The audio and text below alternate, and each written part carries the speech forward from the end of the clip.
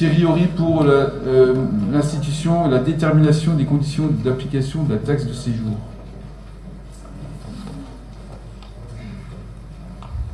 Bien, dans la droite ligne du point 4, il est question d'instituer et de déterminer les conditions d'application de la taxe de séjour sur les territoires de Metz Métropole. Donc, compte tenu de la loi NOTRe qui transfère aux agglomérations ou aux EPCI à dater du 1er janvier 2017 la compétence promotion du tourisme, dont la création d'office de tourisme, cette compétence qui devient obligatoire était jusqu'alors exercée en droit par les communes. Donc les EPCI peuvent instituer une taxe de séjour. Cette taxe peut financer les dépenses liées à la fréquentation touristique, promotion, animation ou à la protection des espaces naturels. Le principe, c'est de savoir que la création de la taxe de séjour et ses modalités doivent être définies par le Conseil de communauté avant le 1er octobre pour une application l'année suivante, donc avant le 1er octobre 2016 pour une application en 2017. À titre d'information, le département peut instituer une taxe additionnelle de 10% à la taxe de séjour, ce qu'il a fait d'ailleurs, en date du 11 juin 2015. Cette taxe additionnelle est recouvrée en même temps que la taxe de séjour. Alors, il y a deux manières d'établir et de pratiquer la taxe de séjour. Soit elle est recouvrée au réel, soit elle l'est de manière forfaitaire, étant bien entendu qu'on ne peut pas avoir deux régimes d'imposition sur un même territoire. Il faut savoir qu'également qu'à ce jour, les communes de Feilly, Lamax, Metz, Auny et Voipy ont instauré une taxe de séjour d'hébergement à titre onéreux et donc il est proposé tout simplement de reprendre ces principes-là, donc notamment ceux de Metz, à l'instar donc sur toute l'agglomération. Les communes que j'ai citées ont le choix de maintenir par délibération leur taxe. Alors le Conseil de communauté doit aussi en outre se prononcer sur la période qui peut couvrir soit toute l'année ou plusieurs périodes pour cette taxe. Il est proposé de fixer la période de perception du 1er janvier au 31 décembre. Donc les établissements concernés seront soumis à une obligation de déclaration mensuelle et s'acquitteront de la taxe trimestriellement, au plus tard le dernier jour du mois suivant le trimestre échu. C'est ce qui se passe à Metz. Enfin, vous avez également la grille tarifaire qui vous est proposée. Je vous passe la lecture. Vous avez également ensuite les exonérations légales qui s'appliquent à cette taxe et l'explication comment fonctionnent les professionnels pour pouvoir déclarer cette taxe. Donc les motions sont en conséquence à la fois pour l'institution de la taxe de séjour réel, mais également pour la détermination des tarifs de cette taxe par ailleurs. Et donc les commissions ad hoc ont été consultées. Merci Thierry. Y a-t-il des interventions sur cette taxe de séjour? Monsieur Gros. Parce que c'est un moment assez important de notre vie communautaire, puisque effectivement, les communes qui émettent déjà des taxes de séjour ont jusqu'à la fin de ce mois pour décider de continuer à les mettre, c'est-à-dire de garder les ressources correspondantes, ou bien... Non, mais il faut délibérer avant. Oui. C'est-à-dire qu'en été, on a un choix à faire. Moi, j'étais informé qu'il fallait le faire avant ce mois-ci si on voulait la garder. Oui. Bon, bref, vous discuterez entre vous, les directrices générales de service. Le choix se pose de savoir si, même si la compétence tourisme passe à l'agglo, chaque commune qui dispose actuellement de ressources correspondantes garde les financements correspondant à la taxe de séjour, sachant qu'à Metz, je peux vous le dire, il y a une grande dynamique de cette taxe. Je l'ai instituée, enfin j'ai proposé à mon conseil municipal de l'instituer, je crois que c'était en 2010, pour répondre à la demande de financement qu'on nous faisait du centre Pompidou. On avait à l'époque un produit qui était à peu près de 400 000 euros. On est actuellement à 630 000 euros.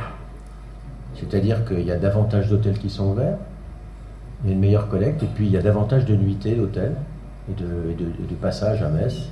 Et donc c'est une taxe qui est extrêmement dynamique.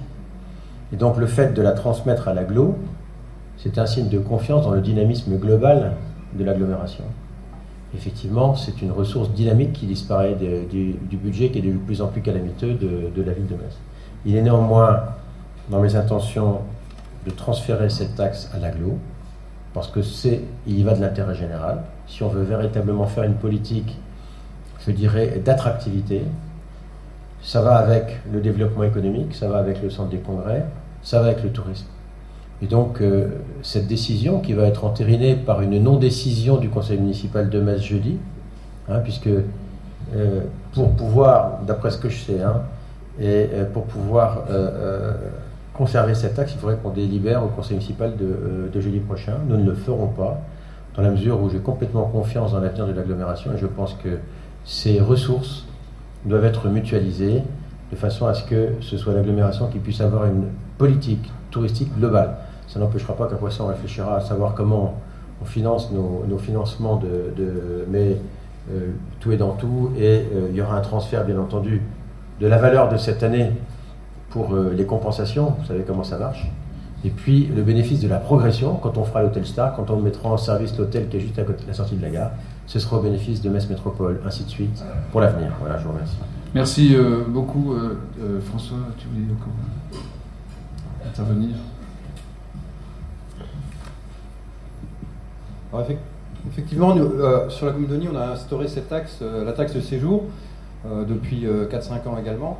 Ce qui était important pour nous, c'était justement par rapport à la création du parc Simon, où on a investi beaucoup d'argent et où chaque année, il y a les 30 ou 40 000 euros qui viennent de la taxe de séjour sont remis budgétairement sur le parc pour améliorer sa qualité, service, pour son développement touristique. Moi, ma question est sur le fond, puisqu'il y aura une compensation par rapport à ce qui va être donné aux communes, je ne m'y opposerai pas. La seule question, c'est qu'aujourd'hui, j'ai du mal à faire recouvrer ma taxe par le trésorier. Voilà. Donc, qu'en est-il justement des moyens que l'on peut avoir concernant ce recouvrement? Parce que aujourd'hui, ça fait presque 2 ans que je n'ai pas recouvré ma taxe sur un hôtel. Et on a beau aller voir relancer par des courriers, etc. La taxe ne revient pas. Parenthèse fermée. Après, je reviendrai sur les tarifs. Moi, je trouve que les tarifs, ça me gêne un peu pour un hôtel 2 étoiles où ce sont tous les gens vraiment en déplacement, etc., qui vont, où on est à 90 centimes, et pour un palace, on est à 2 euros. Je pense que quelqu'un qui va dans un palace peut payer la taxe de séjour à 4 euros. Enfin, je veux dire, la proportionnalité des taxes me paraît un peu étrange, et moi, j'aurais préféré qu'on puisse avoir une proportionnalité. Quand on va dans un 5 étoiles, 2 euros également par rapport aux 90 centimes dans un 2 étoiles. Vous avez déjà été dans un 2 étoiles, regardez la différence. Et aussi le coût des chambres. Donc moi j'aimerais bien qu'on puisse mettre les tarifs en adéquation avec où on se base sur le 2 étoiles, où on se base sur le 4, mais qu'on mette ça en adéquation. Voilà. Et ensuite, le dernier point, c'est au niveau du tourisme. Donc on va créer une agence touriste sur l'agglomération, je trouve que c'est plutôt bien. Mais la question, on sait que le département aujourd'hui travaille également sur son agence d'attractivité avec le tourisme en point de mire. Quelqu'un qui va à Center Park, il faut qu'on arrive à l'attirer à Metz. Quelqu'un qui va à Amnéville, il faut qu'on arrive à l'attirer à Metz. Quand on va en Sologne à Center Park, on va visiter Chambord. Voilà. Donc aujourd'hui, pourquoi est-ce qu'il serait possible justement de faire une agence qui soit au moins au niveau mosellan, et on l'a vu par la délibération et par les commentaires que j'ai lus dans la presse, que tous les territoires, quels qu'ils soient politiquement, sont intéressés par le fait que l'agglomération puisse rejoindre ce développement touristique au niveau mosellan. Et pourquoi pas au niveau lorrain, comme l'ont fait les Alsaciens. On copie toujours les Alsaciens, mais les Alsaciens ont dit aujourd'hui on va en Alsace, on va pas seulement à Strasbourg, à Colmar, on va en Alsace. Donc pourquoi on n'irait pas en Lorraine visiter depuis les Vosges jusqu'en Moselle. Voilà. Moi, je crois qu'au niveau touristique, on n'est pas une région naturelle où on va se promener, mais on peut avoir des atouts si on sait faire venir les touristes. Et il n'y a que comme ça qu'on arrivera à garder les touristes plus qu'une journée, une nuit d'hôtel, parce que quand on a le TGV juste à côté, en plus du futur centre des congrès, on aura peut-être tendance à repartir, même passer sa soirée à Paris, quand je plaisante. mais essayer de garder vraiment un peu plus longtemps les tourismes. Je pense qu'il faut vraiment travailler sur un rayon qui est un peu plus pertinent que uniquement celui de Metz Métropole. Moi, je crois que nous partageons évidemment les mêmes préoccupations tous les uns et les autres. D'ailleurs, je voudrais au passage dire que maintenant qu'il m'appartient de voir un peu ce qui se passe ailleurs dans la grande région ou la région Grand Est, ce qui me frappe le plus, c'est souvent l'enthousiasme et l'unité qui anime les acteurs des territoires que je rencontre et en dehors de toute considération politique pour porter leur territoire et en faire véritablement des ambassadeurs. Et déjà ça, je crois que ça doit déjà nous interpeller et nous servir de leçon à nous. Je crois qu'il faut toujours prendre aussi les choses positives à l'extérieur et que nous soyons tous unis pour être les acteurs de l'attractivité de notre ville, de notre agglomération et de notre département. Parce que aujourd'hui, ce que j'entends par-ci, par-là, de ci, de là, c'est qu'on n'est pas assez ici, on n'est pas assez ça, il n'y a pas assez de ci, il n'y a pas assez de ça.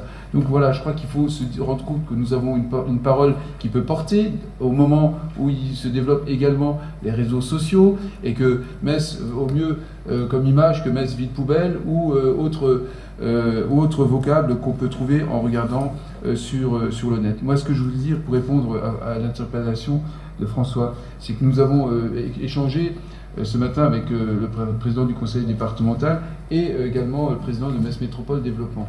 Je crois qu'il y a une double exigence qui est en fait liée à à notre image spécifique. Metz est en soi une image et est un label, une marque de territoire et on va la présenter bientôt. C'est le petit carton qui est là et je crois qu'on y attachera aussi évidemment le nom de la Moselle à un moment ou à un autre parce que de toute façon nous sommes indissociables, mais la Moselle est aussi une marque. Donc nous avons la chance d'avoir un groupement d'études qui travaille actuellement, un cabinet qui travaille actuellement sur nos deux marques de territoire et enfin sur les deux problématiques de l'attractivité de notre territoire. Et donc on essaie de trouver en respectant, comme ça se fait dans d'autres territoires, je crois que nous avons la loi est pour nous, on vient de le voir, la loi NOTRe nous donne une responsabilité sur le développement économique et sur le développement touristique.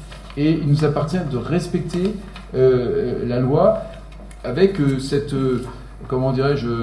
stéréophonie, si je puis dire, avec la région, puisque la région a également le développement économique. Donc nous devons porter cette exigence-là, tout en étant conscients que nous avons un rôle de locomotive à jouer pour la Moselle et qu'il est important de nous fortifier au regard notamment des pépites qu'il y a en Moselle. Je pense en Moselle-Est, on a évoqué Center Parks, 1 million et quelques de visiteurs, avec Amnéville, avec d'autres territoires qui sont Parc de Sainte-Croix, avec Walligator et autres qui sont dans le top 10 des établissements les plus fréquentés sur un plan touristique en termes d'attractivité sur le Grand Est et en France. Donc on a vraiment à travailler ensemble sur peut-être des missions communes en matière de prospection, d'attractivité, d'une mission d'attractivité, de mutualisation de moyens pour la communication et y associer d'ailleurs la région. Donc voilà, c'est sur cette thématique d'une plateforme de travail en commun que nous nous sommes quittés et que nous allons désormais travailler pour présenter dans quelques temps, très rapidement j'espère, quelque chose qui soit intelligible, lisible et efficace. Voilà. Et je crois que c'est vraiment à l'efficacité qu'il nous faut veiller. C'est d'ailleurs ce qui nous anime aussi avec la mission impartie au président de MMD, c'est d'essayer de trouver les bonnes collections sur cette prise de compétences. Tu as évoqué toi-même le centre des congrès avec le tourisme d'affaires et évidemment le tourisme tout court qui est autour de l'office de pôle de Metz, un outil qu'il nous faudra valoriser. Je crois qu'on n'est pas très bon dans la communication parfois, dans la promotion de notre territoire, et puis je reviens aussi à cette confiance qu'il nous appartient de transmettre aussi. Je crois que nous devons vraiment être conscients des atouts formidables que nous avons. Moi je le vois à travers tous les visiteurs que je rencontre qui viennent au centre Pompidou ou ailleurs, ils se disent mais vous vous rendez compte ce que vous avez là les gars, voilà. Donc soyons-en fiers et heureux et travaillons ensemble, voilà. Message du jour. Bien, y a-t-il des oppositions à cette proposition, des abstentions? Il n'y en a pas. Eh bien, il en sera donc ainsi. Je vous en remercie. C'est adopté à l'unanimité.